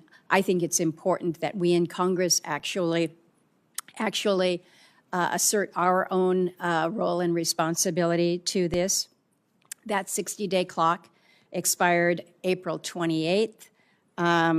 And then on the 1st, the administration sent letters to congressional leaders asserting that the hostilities has ended. But I think where there is confusion is when the President says hostilities have ended, we still have 15,000 troops that are forward deployed, more than 20 warships in an active naval blockade. CENTCOM has redirected 61 commercial vessels, disabled tankers. In other words, it doesn't appear that hostilities have ended. And so the question to you is whether or not the administration has considered or had intended to seek an authorization of use of military force from the Congress. Senator, our view is that should the President make the decision to recommence, that we would have all the authorities necessary to do so. Do you think that it would be helpful to the President if it was made clear that, in fact, the Congress did provide an AUMF? I think the President, our view is that he has all the authorities he needs under Article 2 to execute. Thank you, Mr. Chairman. Okay, here's where we are. The vote is about over. The Secretary has to get with the President on the China trip. I'm going to ask Senator Murkowski to wrap up. And thank you all for being here. Baldwin, Shaheen, and Kennedy. Baldwin, Shaheen, and Kennedy still have questions. Wrap up after. Hold here.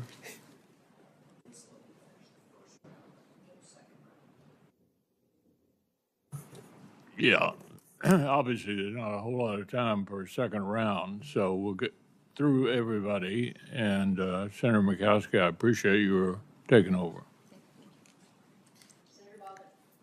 Thank you.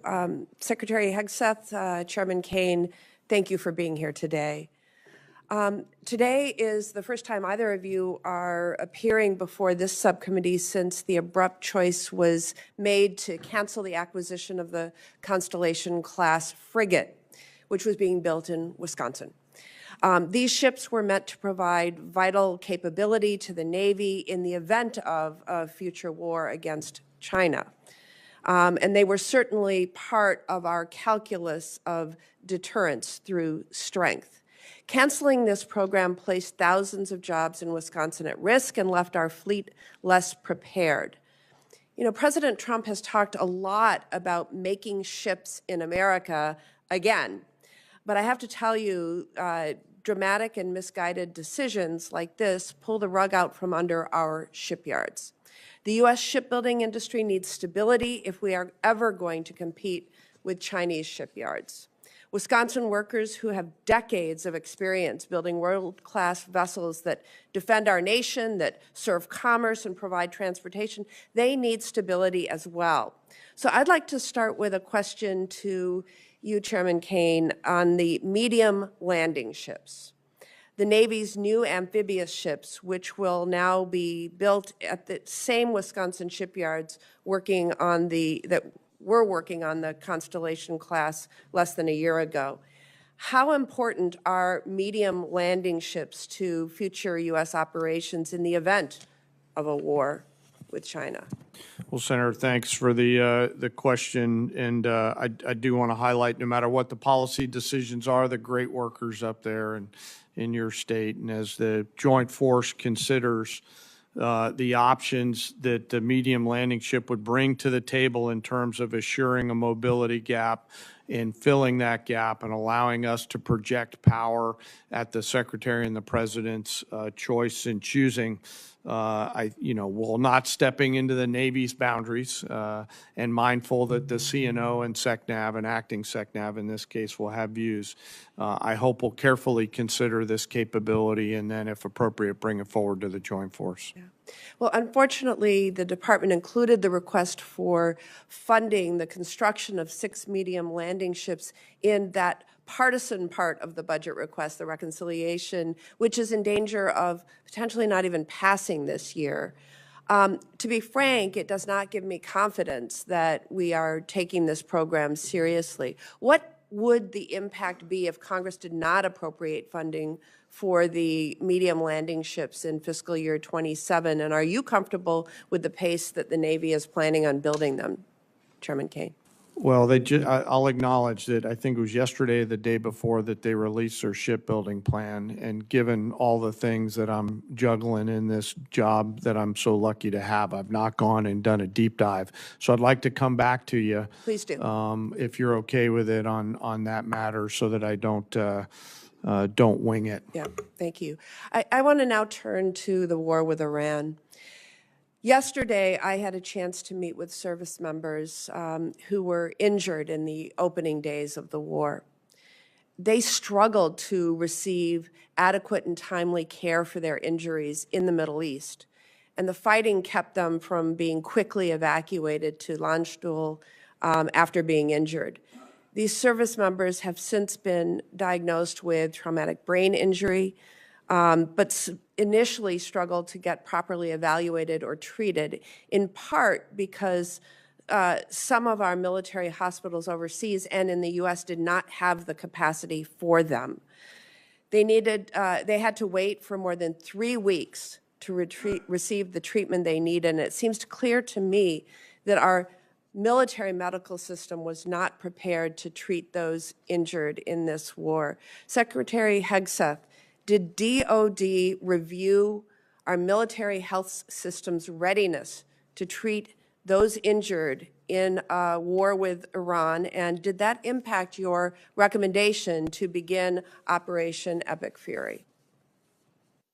Well, the view of the department was always to, as expeditiously as possible, move anyone injured that needed further care to Europe for that care, with the recognition that, thankfully, 90% of those that have been injured in Epic Fury have returned to duty. So most of those injuries have been minor enough that they return, but we always catalog if there could be future complications to ensure that they get care in the future. It seemed to me, from what I heard, that we weren't prepared in theater, we weren't prepared in Germany, and we weren't prepared immediately upon these soldiers' return to the U.S. Can you commit to ensuring that every service member, including my constituents, will receive necessary medical care after being injured in this war, and that the military health system is now prepared for any future casualties in this war? We have been, and we will continue to be.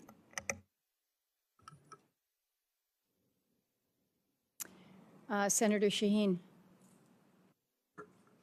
Thank you, Madam Chair. And thank you both for being here, all three of you for being here. Since your testimony 2 weeks ago, Secretary Hegseth, before the Armed Services Committee, the department has sent over your legal review, which I appreciate, thank you, for use of security assistance funding for Ukraine. However, as was determined earlier in the testimony, funding still has not gone out the door. And I didn't hear you give a date when this committee or the Armed Services Committee can expect to hear or receive a spend plan for those dollars. General Caine, the day of the testimony, got back to us as he said he would and explained that he had coordinated on the spend plan on April 13th. So that's been almost a month.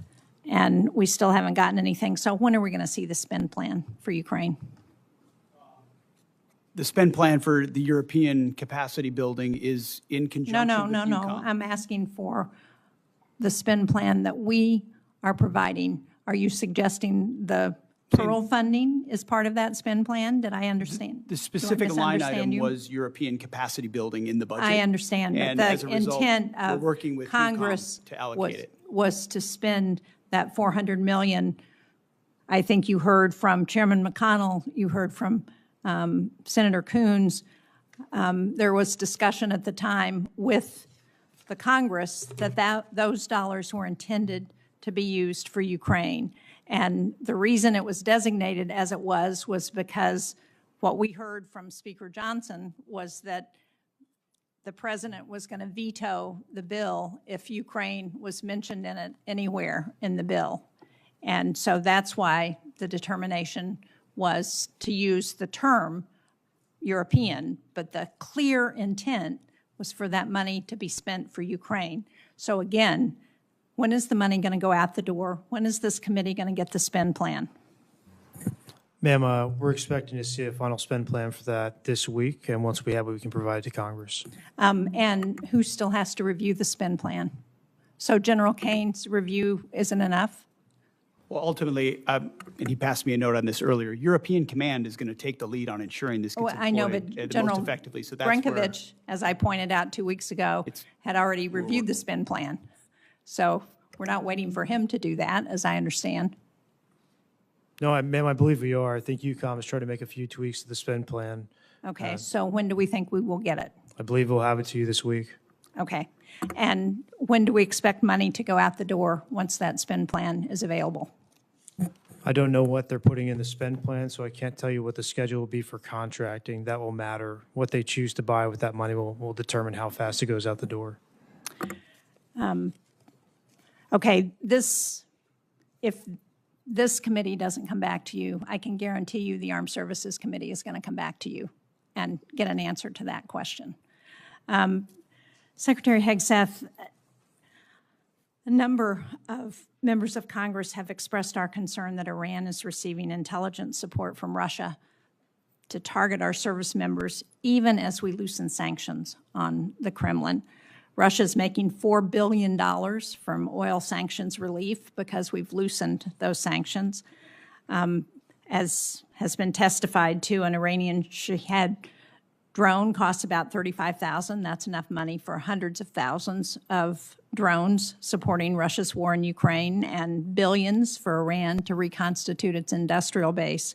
So if one of the goals that's been outlined by the president as part of this war is to destroy Iran's defense industrial base, don't you think we ought to be putting more pressure on Russia and putting those sanctions back on those Russian oil ships so that they are not continuing to fund Iran in this war?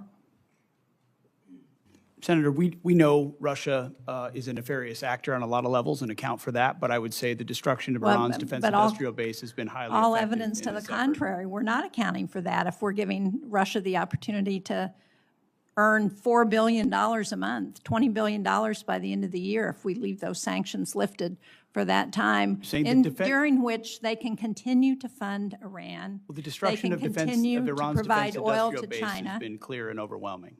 The destruction of Iran's defense industrial base has been clear and overwhelming. Well, it's certainly not clear to me as a member of the committee, because what we see is Iran still producing drones. They're still engaged in this conflict. We have not won this war. There's a difference between the rhetoric. pulling a drone out of a cave that's been collapsed and producing more drones. That's a different thing. Well, maybe so, but if Iran still has almost 50% of their missile capacity and the ability to pull drones out of caves and still injure our allies and U.S. service members, then we have not won the war. We are told that Senator Kennedy should be here in mere minutes, and so Senator Coons, if you want to ask a couple of questions until he arrives. Thank you, Senator Murkowski. Mr. Secretary, I'm just going to follow up on the questions I asked in my first round and the questions that had been asked by members of both parties. In my assessment, there was no imminent threat to the United States that justified the president using his Article II powers, and there was insufficient preparation to make sure that we had the right troops, the right capability deployed. There used to be a consensus in national security that America should only go to war when there's an imminent threat to our national security, when all other options have been exhausted, and when we have clear objectives and a plan for how it ends. As General Caine testified, the military was given 3 clear goals: sink the Navy, attack and destroy the ballistic missile launchers, and degrade their defense industrial base, and you've accomplished those. But President Trump celebrated regime change after saying that regime change was the real goal. And our NATO allies have delivered. They have allowed overflight. They have allowed projection of force despite not being consulted. You said just a few moments ago, Mr. Secretary, we control the Strait. But it's clear that reopening the Strait of Hormuz for commercial traffic eludes us, in no small part because Iran retains a robust stockpile of cheap, lethal Shahed drones, and they are getting help from our adversaries in rebuilding them. What is your plan for reopening the Strait of Hormuz, Mr. Secretary? I would just note that the majority of your question was highly disingenuous and loaded with suggestions that I very much don't agree with. From the beginning, please feel free, sir, to pick any one of those From the things. beginning, we've been very clear about the military objectives and Yes. the underlying strategic objective, which is preventing Iran from getting a nuclear weapon. Yes. Take, for example, the fact that Iranians' conventional Navy, they had aircraft carriers with Shahed drones on them before this started. They had full-on destroyers and battleship capabilities, none of which they have anymore. And Did the their inability Iranian to- Navy have aircraft carriers? Iranian Navy had 3 drone aircraft carriers. The Iranian Navy They had 11 launch submarines. platforms for drones, sure. They had 11 submarines. And you've They had sunk a all of the terror regular Navy. Great, good. They retain fast boat capabilities, which they've always had. We understand that, which we can control for and will. We've degraded almost completely their defense industrial base capabilities. The idea that they control anything, you can terrorize something, you can hold it at issue with piracy, as I've talked about at the Pentagon podium time and time again. Correct. That doesn't mean you control it. We control what goes in and out, and we control whether or not we have to restart conflict. The president does as well. Mr. So Secretary. we're the ones that will manage where this goes in the future, and they have very limited ability to set the tempo or respond to it, and that gives the president a lot of options to ensure that Iran never gets a nuclear weapon. The connection between their ability to close the Strait of Hormuz using fast boats and Shahed drones and our strategic goal, shared broadly, to prevent them from ever having a usable nuclear weapon is utterly unclear to me. And my question was, what's the plan for reopening the Strait of Hormuz to commercial traffic, given shared broadly but skyrocketing never prices? executed. Shared broadly but never executed because previous administration didn't have the willingness to actually do what it would take.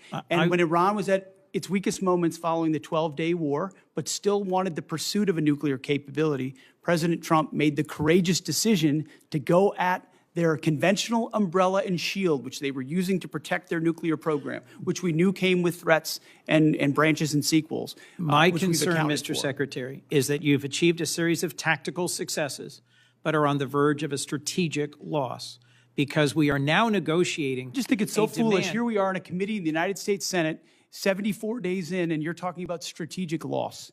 We have the ability to 74 defeat a days in. 47-year threat of a pursuit of a nuclear weapon. We have more leverage than we've ever had. We've had incredible battlefield successes, and you're talking about a strategic loss, Mr. cloaked in Secretary? disingenuous questions. Mr. Secretary? This is how you Mr. undercut Secretary? efforts that could otherwise and are otherwise I am being not very your effective. enemy, sir. I am not your adversary.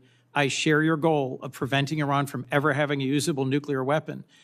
To finish my sentence, control of the Strait of Hormuz, the ability to degrade our partners and allies' gas and oil production capabilities through cheap drones, the ability to harass and harry commercial shipping remains in Iran's hands.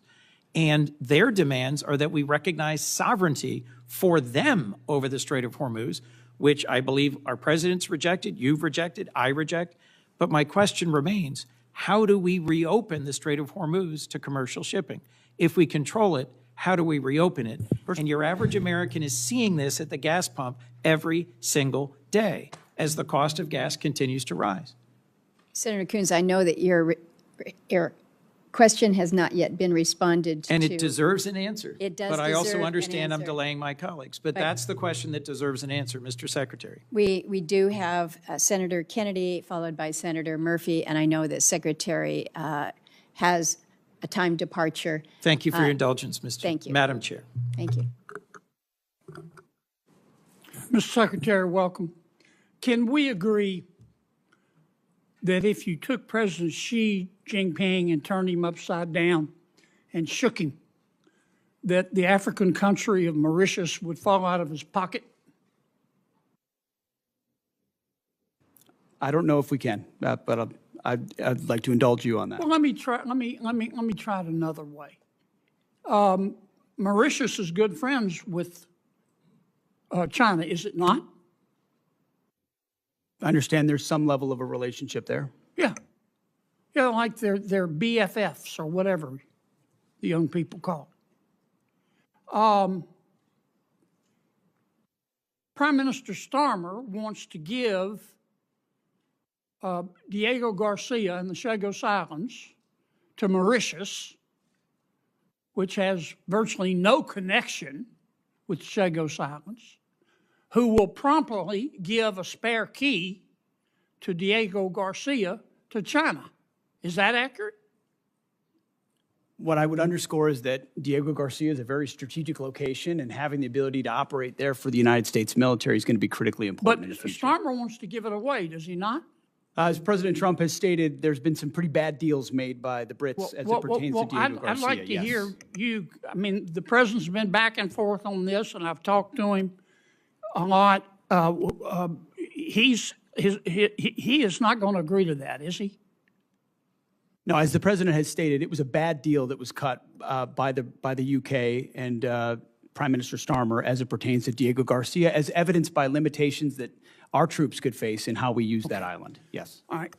I appreciate that.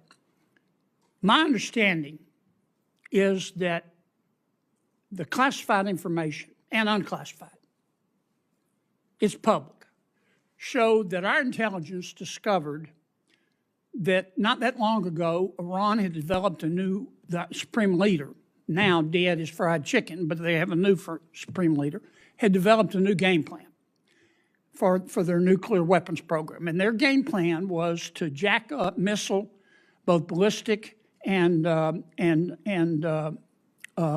cruise missile production and drone production, and put together this huge stockpile of missiles and drones.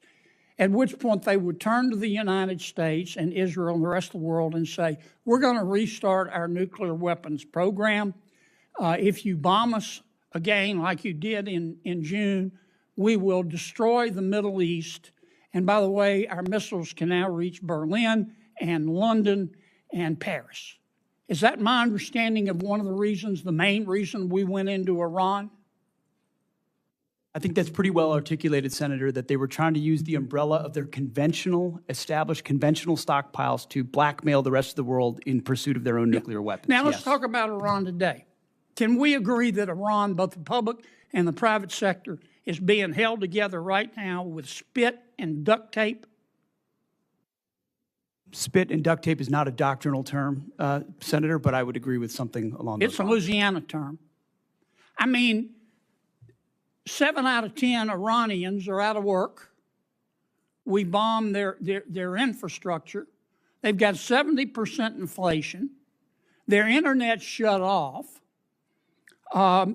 You know better than I do what we've done on the military side. Their launchers, gone. Their missiles, for the most part, gone. Their drones, gone. Do they have some left? Yeah. Their Navy, gone. Their Air Force, gone. You can get in an airplane, you personally, and fly anywhere you want to across Iran right now and feel safe because they don't have any air defenses. It will be, in my opinion, 20 years and cost $1 trillion before they're even back somewhat to normal. And I don't have the slightest idea where they're going to get the money. If they think China's going to give it to them or Russia, they've got to learn a hard lesson. To that extent, have we achieved our objective in Iran? Objective, as this president has stated from the beginning, is to ensure they don't get a nuclear weapon, and President Trump remains dedicated to ensuring that happens. And everything you described with the military degradation of their country was in service of ensuring they never get a nuclear weapon. This is what I never understood the president to say, I want a regime change in Iran, and I want to obtain all of their fissile material. I've never heard him say that. What I heard him say was, I don't want to go back through it, but our goal is to cripple them so they can't blackmail the rest of the world. Now, many of my Democratic friends are trying to say we have lost. Here's a footnote. You're not going to get Democratic support. They're not. They're not going to support you, Mr. Secretary, because they don't support President Trump. I know that's not a newsflash. But they say we've lost. I don't get it. I don't understand how we've lost. Is the strait closed? Yes. But if we continue that blockade where nothing's going in and nothing's going out, eventually they're going to have to shut down their oil fields, are they not? Half of their oil fields are low pressure. Once they put them down, they're not going to get them back up. Am I missing something here? No, that's why the president is right when he says we hold all the cards, and we do. And we've got the best deal maker in the world able to make the best deal for the United States of America. And if we have to go back at it as the Department of War, we're ready to do that as well. Well, keep two things in mind. You're not going to win over my Democratic friends. It's not worth getting your blood pressure up. Focus on other things. And number two, just keep this in mind. America first does not have to mean America alone. America first does not have to mean America alone. We need all the friends we can get. They need to carry their own weight.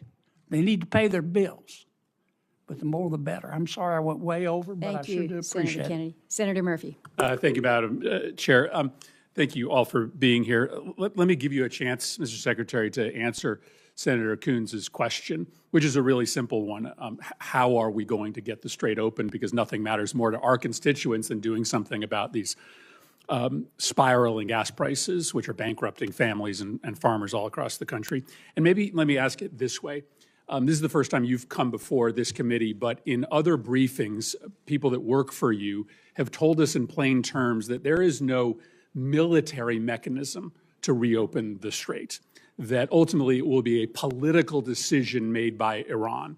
And I think you're confirming that here today by suggesting that it will be economic pressure that will create a political imperative inside Tehran to open the strait. So can you just confirm for the committee that there is not a military mechanism or means to reopen the strait, that ultimately we have to essentially use diplomacy, economic diplomacy in this case, in order to convince Iran to make the decision to reopen the strait? I would say, Senator, there most certainly are military means by which we could open the strait, both on targets on land and also with what we do with our naval capabilities, not to mention our naval blockade. Why haven't demonstrated you by, done, if that's true, and that's not what has been testified to us in private briefings, why haven't you done that already? Ultimately, a long-term, a preferred long-term approach would be a deal where they open it up, where they stop being pirates of an international waters and allow countries from all nations to flow. You know, these aren't U.S. ships that are being blockaded there. These are ships from all around the world, creating much more pressure for other countries than ours. So the bad guy here is Iran, who's closing the strait through piracy effectively, because they really only have fast boat capabilities. We're blockading them. None of their stuff's getting out. They're feeling all the pressure. Okay, here's my follow-up question. You don't worry that through a study of history, you might come to the conclusion that you are overestimating their willingness to cave based upon economic pressure. The Russians believed years ago that Ukraine would cave because of the economic pressure they were putting on Ukraine. We thought the North Vietnamese would cave because of the economic pressure we were putting on them. Your own intelligence estimates, as has been reported, suggest that, in fact, the Iranians are in a position to hold out for potentially years. This is a high-risk strategy to hope that this economic pressure will eventually cause them to voluntarily reopen the strait when there's plenty of evidence from military history to show that countries that are being attacked or invaded or occupied are actually willing to put up with a whole lot of economic misery in order to preserve national pride. Well aware. We understand all of those historical case studies, and it's not just economic pressure. There's military pressure, diplomatic pressure. We certainly have a lot more military pressure we can bring to bear if the president were to choose to do so. I think there are a lot of different dynamics cards that the president can play, holding all of them to ensure even greater economic pressure or even greater military pressure in Iran. And they know that, and that's why the negotiations are serious and ongoing right now about giving up their nuclear capability, because they understand it. And the problem is time is not on our side here. I believe you are being way too optimistic in your assessment of their potential to cave. But if this goes on for another 30 days, there are going to be thousands more farms that will go bankrupt. There are going to be families that are going to be ruined. And so time is not on our side. And I just don't believe that Iran is ready to capitulate yet. And if they capitulate in a year, there's going to be a whole lot of families and businesses that are ruined in the United States. General Caine, let me finally ask you a question about what seems to be a difference of opinion between the intelligence services that you rely on and the public statements of the President of the United States with respect to our war objectives. The Secretary and others in the President's cabinet have said very clearly that our war objective is to destroy Iran's missile and drone program. The President said just a week ago that Iran maybe had 18 to 19% of their missile capacity left. But there is public reporting suggesting that our intelligence agencies say that Iran still has 70% of their missile and drone capability, which would be a failure of our objectives if that were to be true. What can you tell us about the number of missiles and drones that they have left, and do you dispute that intelligence estimate? Sir, I'm not going to comment, with deep respect for the question, I'm not going to comment in this forum on what may or may not have been opined on by the IC, which would suggest a leak or a confirmation of any intel. So while I appreciate the question, I hope you'll also appreciate my not answering it. Well, then just give me the President said that 80% of I'm not going to comment on BDA on either way, sir. Well, then how do we or the American public assess the success of the mission when you've stated publicly The purpose of the mission is to destroy their missile and drone capability. How do we assess whether we should continue funding this if you can't state Well, I'm to not us going what to the answer assessments are? what you guys in the Congress considers the decision criteria around continued funding or not. What I know is that I've not read the report that you're talking about. All of our battle damage assessment matters are classified, and it would be inappropriate for me to comment in this forum on that. And I appreciate the question, but I'm not going to answer it. Let me just put it to Secretary Hegseth. The president said that 80% of their missile capacity had been destroyed. This public report says it's only 30%. Can you give us an answer as to what the real number is? I mean, I would answer the same way as the chairman. Not talking to this committee about the damage assessments? Not Okay. validating leaked information that could be wrong or not wrong. Why would I validate what Well, no, just tell us people what the may number leak or is. not leak? You're- This is not a classified well, you setting. said We don't you're- talk about those things. And you Senator like to talk Murphy. about them on TV. We don't talk about them here. I would perhaps suggest that, that some of these questions and responses are perhaps best in a classified setting. But I also acknowledge that we are not in a classified setting. We have held the secretary and the chairman longer than I think they had anticipated. Senators have 1 week to submit additional questions for the subcommittee's official hearing record. We request for a response from our witnesses within 30 days of receiving these questions. The subcommittee stands in recess, subject to the call of the chair, and I would ask those in the audience to remain in their seats until Secretary and General Caine depart. And safe travels to you to China. Good luck.